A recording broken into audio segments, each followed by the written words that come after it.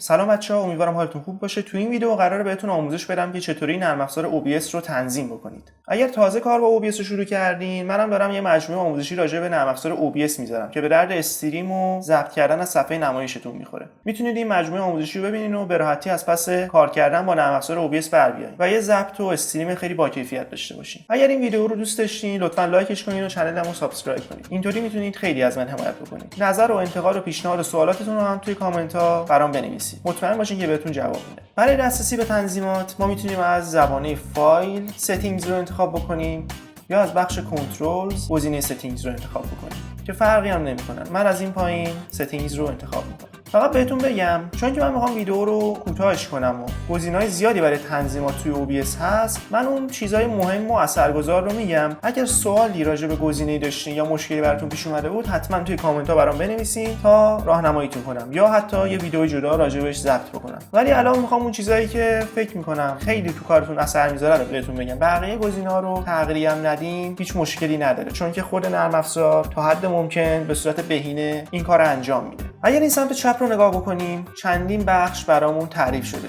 مثل جنرال، استریم و چیزای دیگه. اولین بخشی که برامون توی پنجره تنظیمات باز میشه بخش جنرال یا عمومیه که اولین گزینه‌ای که اینجا هست بخش زبانه که برای من روی زبان انگلیسیه. اگر زبان دیگه رو هم خواستین میتونید اینجا انتخاب بکنید.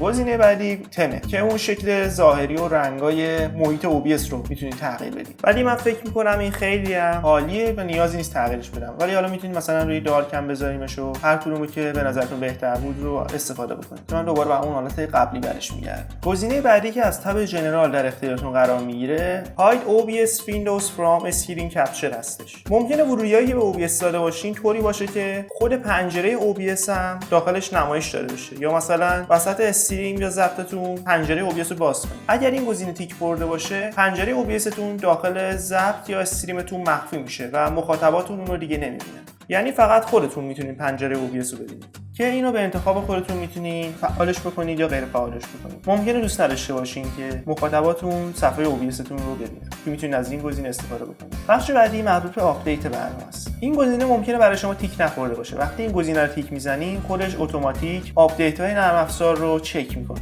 که من شخصا این گزینه رو تیک زدم چون میخوام این نرم افزار رو بروز نگه. بقیه بخشا رو هم من خودم دستکاری نکردم و به نظرم نیازی هم پیدا نمی‌کنید دستکاریش بکنید، مگر اینکه با نرم افزار به مشکل بر بخورید که اگر همچین اتفاقی افتاد میتونین توی کامنت ها برام بنویسین تا بهتون توضیح بدم. بخش بعدی بخش استریمه که همونطوری که از اسمش معلومه مربوط به پخش زنده میشه. شما احتمالاً پخش زنده رو ممکنه روی سایت‌های مختلفی انجام بدید، مثل سایت تویچ، یوتیوب یا حتی فیسبوک و توییتر. اگر سایتی که می‌خواستین روش استریم بکنید داخل این لیست نبود، روی شو آل کلیک می‌کنید تا لیست بلندتر براتون باز بشه. شاید داخل این لیست تونستین پیداش بکنید، ولی حتی ممکنه که توی این لیست هم نباشه که میتونید روی کاستوم کلیک بکنید و سرورتون رو دستی اینجا وارد بکنید. من روی تویچ میذارمش. به خاطر این تویچ رو انتخاب کردم چون خیلیاتون ممکنه که بخواید روی تویچ استریم بکنید یا حالا هر سایت دیگه. اینجا خودش توصیه میکنه که اکانتتون رو اینجا لاگین بکنید، ولی شخصا این کارو نمیکنم. به نظر من بهتره که مثل اکثر استریمرها از استریم کی استفاده بکنید. اگه بخواید از استریم کی استفاده بکنید، روی این گزینه کلیک میکنید و یه بخش دیگه براتون باز میشه. سرورش رو که خودش اینجا وارد کرده، نیازی نیست دستکاری بکنید. ولی استریم کی رو باید برین از داخل سایت و از اکانتتون بردارین و اینجا کپی کنید. باید مراقب باشین استریم کی رو به هر کسی ندید، چون که ممکنه چیزایی توی اکانتتون پخش بکنن که بعدا براتون دردسر بشه و اکانتتون رو حتی بند بکنه. پس باید خیلی مراقب این استریم کی باشین. حالا بخش بعدیمون بخش آوتپوته. این بخش آوتپوت دو مدل تنظیمات داره، ساده و پیشرفته، که تنها فرقشون توی تعداد تنظیماتیه که براتون به نمایش میذاره. میتونید توی همین بخش ساده تنظیمات رو انجام بدید، ولی چون من باید بهتون کامل توضیح بدم، توی حالت ادوانس میذارم و بخشای مهمش رو بهتون توضیح میدم. حالا که این تنظیمات رو روی پیشرفته گذاشتیم، چند تا زبانه برامون ایجاد کرده. زبان استریمینگ همون تنظیمات لایو استریم شما. یکی از مهمترین گزینه‌هایی که ممکنه بخواید تغییرش بدین این بخش ویدیو انکودر. اگه بخوام خیلی ساده این بخش انکودر رو بهتون بگم، لازمه که روی تصویر و صدای شما یه سری پردازش‌ها انجام بشه که حالا خیلی وارد جزئیاتش نمیشم. این رمزگذاری‌ها یا پردازش‌ها میتونه روی دوش سی پی یو تون باشه یا روی دوش پردازشگر کارت گرافیکی. کارت گرافیک من متاسفانه کارت گرافیک خوبی نیست و نمیتونم پردازش تصویرمو روی کارت گرافیکم بذارم. همونطور که می‌بینید فقط یه گزینه توی بخش ویدیو انکودر به من نمایش داده شده، اونم X264. اگر روی X264 بذارین این پردازش‌ها روی دوش سی پی یوتون قرار میگیره. ولی اگه روی NVENC قرار بگیره، مثلا پردازشگر گرافیکی کارت گرافیکتون این پردازش‌ها رو روی تصاویرتون انجام میده. برای صدا هم همینطوره، که البته نیازی نیست برای صدا رو دستکاری بکنید. همونطور که می‌بینیم فقط یک گزینه برای من فعاله و روی همونم قرار گرفته. گزینه بعدی روی اسکیل آوتپوت، که اگر فعالش کنین میتونین رزولوشن یا ابعاد تصویر خروجیتون رو اینجا دستی تنظیمش بکنید، که حالا بعداً راجع به این توی بخش دیگه صحبت می‌کنیم. ولی فعلا من روی فول اچ دی قرارش دادم، 1920x1080. گزینه بعدی گزینه بیت ریت. بیت ریت رو اگه خیلی ساده بخوام بهتون بگم، سرعت انتقال اطلاعات از جایی به جای دیگه است توی رایانه‌ها. راستش رو بخواید تعریفی که الان بهتون گفتم خیلی مفهومش رو توی اینجا مشخص نمی‌کنه. اگه می‌خواید با تصاویر کار کنین و استریمر یا حتی تولید کننده محتوای خوبی باشین، باید روی این بیت ریت کار رو تحقیق بکنید. تنظیم کردن بیت ریت هم به چند تا چیز بستگی داره، مثل قدرت کامپیوترتون، رزولوشن تصویر خروجیتون یا حتی سرعت اینترنتتون. هرچی بیت ریت هم بالاتر بره، کیفیت و حجم تصویرتون بالاتر میره. همونطوری هم که میدونید سرعت اینترنت ایران نسبتا پایینه، پس باید خیلی حواستون باشه که بیت ریتتون از یه عددی بالاتر نره. ممکنه سیستمتون هم از یه عددی بالاتر رو ساپورت نکنه، چون که هرچی بالاتر بره فشار بیشتری به سیستم میاد. در کل بازم میگم باید با آزمون و خطا مشخصش کنید. همونطور که برای تصویر بیت ریت داریم، برای صدا هم بیت ریت داریم که بعداً توی بخش مربوطه بهش اشاره میکنم. گزینه بعدی کی فریم اینتروال هستش. من دیدم که این رو معمولا روی 2 یا حتی 1 هم تنظیم میکنن. اگه بخوام ساده بگم که این گزینه چی کار میکنه، فرض کنیم ما با یه نفر گفتیم که برامون ساندویچ درست کنه. ما بهش میگیم که هر ساندویچ رو توی 1 دقیقه درست کنه و دقیقه بعدی دوباره بره یه ساندویچ دیگه درست کنه به فاصله های 1 دقیقه به 1 دقیقه. ممکنه واسه به یه نفر بگیم هر 10 ثانیه به 10 ثانیه این ساندویچ رو برای ما درست کنه. این گزینه هم تقریبا یه همچین کاری انجام میده. اگر ما اینو روی 2 بذاریم، یعنی هر 2 ثانیه فرایند رندر و انکد رو روی اون ویدیو انجام بده که به صورت اتوماتیک روی 0. یعنی اگه خیلی ساده و خلاصه بخوام بهتون بگم، این فرایند رندر و انکد رو بلافاصله انجام بده. گزینه بعدی سی پی یو یوزیج پریست. همونطور که از اسمش مشخصه، یه سری تنظیمات از پیش تعیین شده است که مشخص میکنه چقدر از سی پی یو شما باید استفاده بشه. اگر بازش بکنیم میبینیم که از اولترا فست تا پلیسبل، هر چقدر به سمت پایینتر و آهسته‌تر بریم، مقدار بیشتری از سی پی یو رو مصرف میکنه، ولی کیفیتتون بالاتر میره. ولی اگر سیستمتون ضعیفه، بعد بیاین سمت فستر، وری فست یا حتی اولترا فست. هر چقدر سمت فست بریم، کیفیت ویدیومون کمتر میشه و کمتر هم از سی پی یومون استفاده میکنه. که اینجا چون سیستم من ضعیفه، برای من روی وری فست قرار داده شده. زبانه بعدی زبانه ریکوردینگ. شما از طریق گزینه ریکوردینگ پث میتونید مسیری که ویدیوتون ضبط میشه و ذخیره میشه رو مشخص کنید. یعنی وقتی ویدیوتون داره ضبط میشه، کجا براتون ذخیرهش بکنه. اگر هم روی این دکمه کلیک بکنید، میتونید مسیر دیگه ای رو روی سیستمتون انتخاب بکنید تا همونجا ذخیره بشه. گزینه بعدی فرمت ویدیوی ضبط شدهتون رو مشخص می‌کنید. اگه خیلی سریع بخوام بهتون فرمت‌ها رو بگم، محبوب ترین فرمت‌ها واسه ضبط MPEG-4 یا MP4 و MKV. MP4 یه فرمت فشرده‌تره و این یعنی که سی پی یو رو بیشتر درگیر می‌کنه. ولی MKV یه فرمت غیر فشرده است و طبیعتاً حجم بالاتری هم ازتون میگیره. من شنیدم معمولاً از NKV برای ضبط استفاده می‌کنن، چون که سی پی یو رو کمتر درگیر می‌کنه، ولی ممکنه توی وارد کردن MKV به بعضی از نرم افزارهای ادیت ویدیو دچار مشکل بشین. بر حسب تواناییاتون و سیستمی که دارین میتونین بین MKV و MP4 یه دونه‌شون انتخاب بکنید. که من MKV رو انتخاب کردم. هم میدونم فرمتش رو عوض بکنم، هم فضای کافی روی سیستمم دارم. پس میذارم روی MKV بمونه. همونطور که توی بخش استریمینگ هم ویدیو انکودر رو بهتون توضیح دادم، اینجا هم یه ویدیو انکودر داریم که اگر کارت گرافیک خوبی داشتین میتونین از پردازنده کارت گرافیکتون استفاده بکنید، یا هم که از XT264 که مربوط به سی پی یو میشه استفاده میکنید. که این رو بعد خودتون انتخاب بکنید و آزمون و خطا بکنید. آدیو انکودر هم که میتونه رو همین FFmpeg AAC باشه که من تغییری حس نکردم بین بقیه گزینه‌ها و فکر می‌کنم دیگه نیازی به تغییر دادن بقیه گزینه‌ها نباشه. خب زبانه بعدی زبانه آدیو که فکر نمی‌کنم لازم باشه شما زیاد تغییرش بدید، ولی یه نگاهی بندازین و دقت کنین که بیت ریت صداتون از 128 پایین‌تر نباشه، چون اگه پایین‌تر از 128 باشه کیفیت صداتون افت می‌کنه. و میرسیم به بخش ریپلای بافر که من اینو غیر فعال نگرش داشتم. اگر این گزینه رو تیک بزنید فعال میشه. شما میتونید اینجا یه محدوده زمانی مشخص بکنید. مثلا اینجا 20 ثانیه مشخص شده. یعنی از این لحظه تا 20 ثانیه قبل هر چی که ما استریم کردیم رو برامون نگه می‌داره. میتونیم اینو مثلا روی 60 هم قرار بدیم. یعنی هر چی توی 60 ثانیه قبل استریم شده رو برامون نگه می‌داره. همونطور که می‌بینید هر چقدر این محدوده زمانی بالاتر میره، اون مقداری که حافظه ما رو درگیر می‌کنه بیشتر میشه. مثلا به ازای 60 ثانیه 19 مگابایت از حافظه ما درگیر میشه که من این رو روی همون 20 میذارم و غیر فعالش می‌کنم. همونطور که می‌بینید 20 ثانیه 6 مگابایت رو درگیر می‌کنه. و این تیک رو برمی‌دارم و غیر فعالش می‌کنم. من که نیازی ندارم. شما می‌تونید بر حسب نیازتون این گزینه رو فعال بکنید. بخش بعدی بخش آدیو. اولین گزینه‌ای که اینجا میتونید تنظیماتش رو تغییر بدین سامپل ریت صداتونه. راستش اگه بخوام سامپل ریت رو دقیق براتون توضیح بدم یکم پیچیده است و ویدیو طولانی میشه. ولی اگه بخوام به زبان ساده بهتون بگم صدای ما به صورت امواج منتقل میشه. وقتی میخوان این امواج رو ذخیره بکنن روی سیستم میان اون امواج رو مثلا روی کاغذ نقطه گذاری میکنن. هر چقدر نقطه هایی که میذارن بیشتر بشه خب طبیعتا حجم بالاتر میره. کاغذ بیشتری مثلا مصرف میشه. ولی کیفیت بالاتر میره. به صدای واقعی نزدیک و نزدیکتر میشه. اینو هر چی رو رقم بالاتری بذاریم کیفیت صدامون بیشتر میشه. یه مقدار خیلی ناچیزی هم حجم رو بالا میبره ولی اصلا به چشم نمیاد. بهتون توصیه میکنم که حتما روی 48 کیلوهرتز یا بالاتر بزنیدش تا کیفیت صداتون بالاتر بره. حالا بعداً راجع به صدا توی OBS ویدیوی جداگانه قرار بذارم و حسابی راجع به امواج صوتی و صدا میخوام صحبت کنم.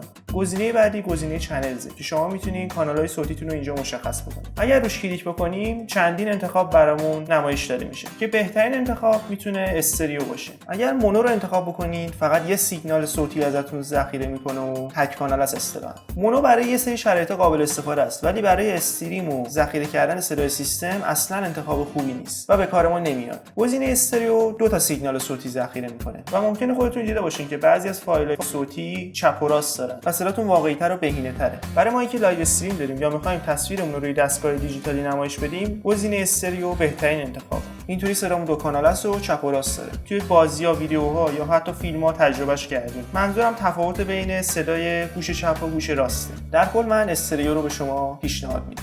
از اینجا شما میتونید ورودی‌های صوتیتون رو برای OBS مشخص بکنید. مثلا صدای سیستم رو که خودش به صورت پیش‌فرض تعیین کرده اینجا. البته اینو بگم که 2 تا صدای سیستم میتونید براش تعریف بکنید. با استفاده از اینا میتونید میکروفون‌ها یا هر دیوایس صوتی دیگه‌ای رو به OBS معرفی کنید تا ازش استفاده بکنید. فعلا میذارم رو همون تنظیمات قبلی بمونه. اگر لازم شد میتونید از اینجا هم استفاده بکنید. بقیه تنظیمات هم ممکنه کسایی که خیلی حرفه‌ای روی صداشون کار کرده باشن بخوان استفاده بکنن. که البته به نظر من واقعا نیازی هم نیستش دیگه انقدر دستکاری بشن. خود نرم افزار به صورت پیش‌فرض بهترین تنظیمات رو برای بقیه گزینه‌ها ایجاد کرده که بعید میدونم حتی نیازی به تغییرشون داشته باشین مگر اینکه به مشکلی برخورد. بخش بعدی بخش ویدیوه. اولین گزینه بیس رزولوشن. این رزولوشن یا ابعاد تصویر اون ابعاد تصویری که از سیستم شما مثلا مثل صفحه یا حتی بازی شما دریافت میکنه. یعنی ابعاد تصویر ورودی رو اینجا تعیین میکنید. اگر رزولوشن اینجا رو اشتباه تنظیم میکنین ممکنه که تصویرتون برش بخوره یا کیفیتش پایین بیاد.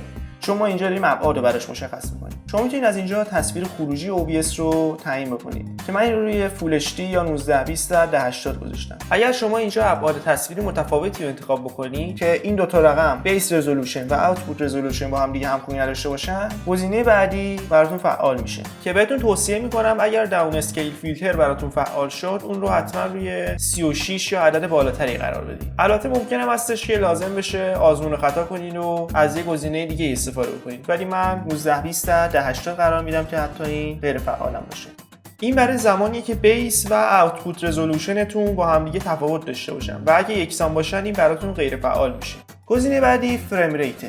اگه بخوام ساده فریم ریت رو براتون توصیفش کنم این تصویر و ویدیوهایی که ما می‌بینیم انگار کلی عکسی که منظم و متوالی داره از یه صحنه گرفته میشه و وقتی شما پخشش می‌کنید همون عکس‌ها با همون ترتیب بهتون نمایش داده میشه و اینطوری مغز شما گول می‌خوره و ویدیوها ایجاد میشن. مثلا وقتی شما دارین از طبیعت فیلم می‌گیرین انگار کلی عکسی که پشت سر هم گرفته میشه و به شما نمایش داده میشه. هر چقدر تعداد عکس‌ها بالاتر بره طبیعتاً تصویر واقعی‌تر به نظر میرسه. حالا بر اساس سیستمی که دارین و کاری که می‌خواید انجام بدین یه عددی رو بعد اینجا انتخاب بکنید. طبیعتاً اگر سیستم قوی و خوبی دارین برای بازی اگر 60 رو انتخاب بکنید خیلی عالیه چون فریم ریت روی گیم خیلی اثر داره و گیم رو واقعی‌تر نشون میده. برای کارهایی هم مثل کارهای آموزشی و روزمره هم میتونید روی 30 قرارش بدین. من نمیتونم براتون مشخص کنم که فریم ریتتون رو چند قرار بدین، ولی اگه مثل من سیستم ضعیفی دارین میتونین از 30 استفاده بکنید. بعد خودتون با آزمون خطا این عدد رو به دست بیارید. اگه مخفف FPS رو هم بخوایم بدونین چیه، میشه فریم پر سکند، یعنی فریم یا تصویر یا عکس در ثانیه. پس وقتی شما این روی 30 میذارین انگار OBS داره در ثانیه 30 تا عکس از اون صحنه میندازه و برای شما ثبت میکنه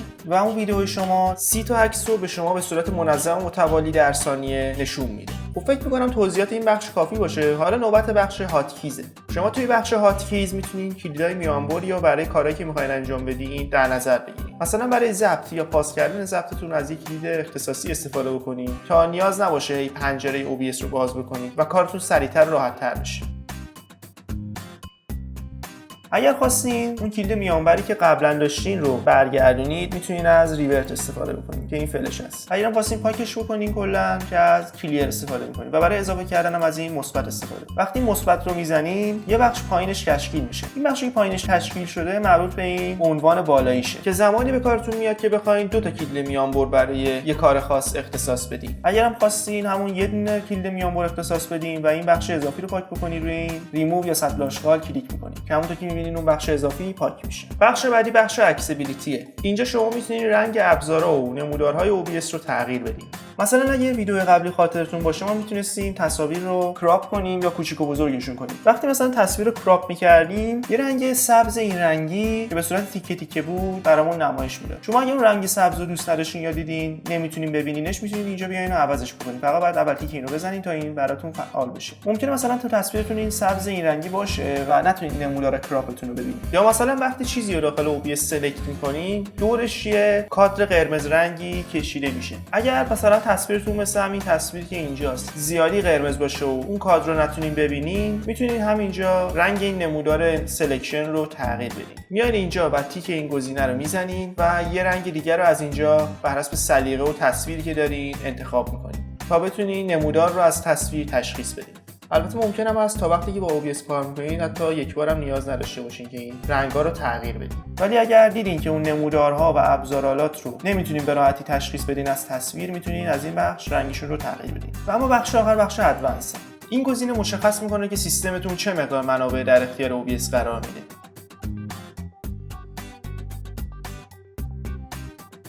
این بخش تنظیمات حرفه‌ای‌تری راجع به ویدیو میذاره، مثل تنظیمات رنگ‌ها و غیره که من نیازی ندیدم تغییرشون بدم. این بخش شما میتونین مشخص بکنین که چطوری اسم فایلایی که براتون ضبط میکنه رو مشخص بکنه. الان اگه اینجا رو بخوام براتون ترجمه کنم، اون فایلی که برای من ذخیره میکنه سال ضبطش، ماه ضبطش، روز ضبطش، ساعت ضبطش، دقیقه ضبط شدنش و ثانیه ضبط شدنش رو به همین ترتیبی که براتون گفتم برام مشخص میکنه. ممکنه بخوایم بین هر کدوم از دیتاهایی که گفتم فاصله یا خط تیره بذاریم. فاصله رو که با اسپیس میتونید اینجا مشخص بکنید بین هر کدوم از دیتا. خط تیره یا هر علامت دیگه‌ای رو هم میتونید اینجا ثبت بکنید.